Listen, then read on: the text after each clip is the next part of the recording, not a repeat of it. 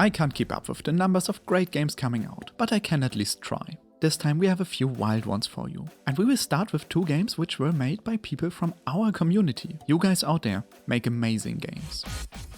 So, Operation Steel was released recently. It is a roguelike shoot 'em up, and while I'm not the best schmupper who has ever schmupped, it was really fun to play. The typical frustration of getting hit by a few tiny bullets and restarting all over is not as bad in this game, because you always have hope for a better run. You go through a Star Fox style stage selection and land in these amazing hand-drawn parallax scrolling stages. You can find items within these stages or buy new ones at the store after a level, and there are lots of them. Lasers, a flamethrower, and you can upgrade all of them. There are even powerful items on a cooldown. Oh, and remember Proto-Corgi from a few showcases ago. There's even a small Corgi ally helping you out. And then there are the bosses. They are big, well designed, and just so weird. I did not have an expectation on how you would fight a star sign in a shmup, but this is pretty good. So this game has a lot of stuff going on for it. If you like shmups, go on shmupping with this game.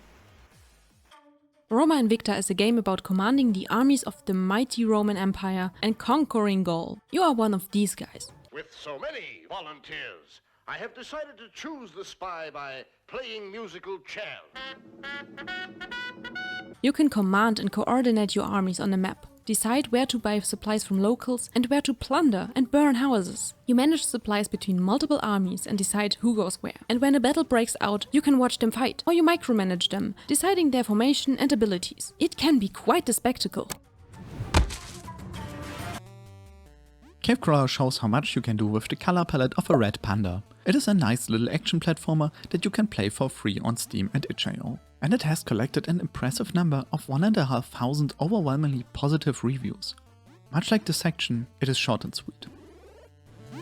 Rocket Bot Royale reminds me of Worms, but without all the waiting when the other players take their turn. You are a tank and can destroy the environment, like a tank does. You can drive on the ceiling, everyday tank stuff. You play in the Battle Royale format, which sounds like a lot of fun, and you can jump and impact air momentum by shooting. Basically limited flight. I did not expect air movement like this in a tank game.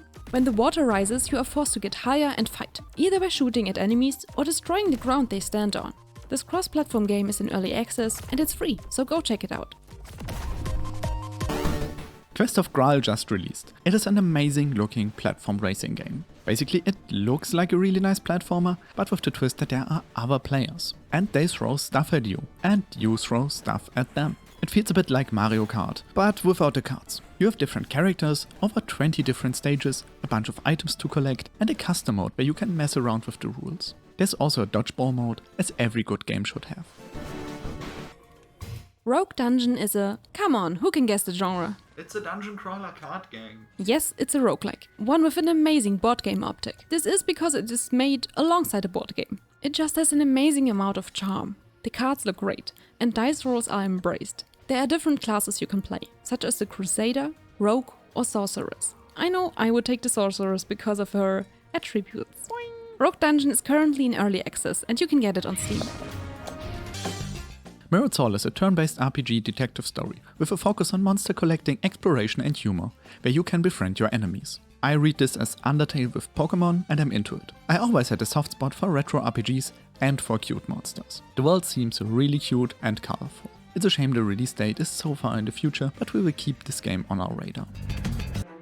In Monster Outbreak, you play the last surviving Royal Guard. Somehow, an insane amount of monsters plop through an interdimensional portal and you have to stop it. But no worries, you have a cute pet dragon with you. I'm not sure what it does, but it keeps the spirits up. And you know what also keeps the spirits up? Building a bunch of huge ballistas to shoot monsters. You can punch monsters alone or with a friend in local or online co-op.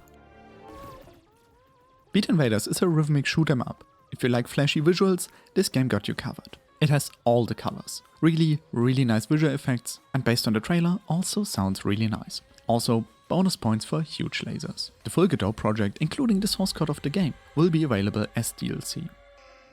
Okay, Beat Invaders was intense on the senses. So here is Tether, a minimalist arcade game where you swing around shapes with your tether. I love the little line you leave and how you shatter the shapes you bonk against. It's nice to see a game built around one working mechanic, with nothing unnecessary in the design.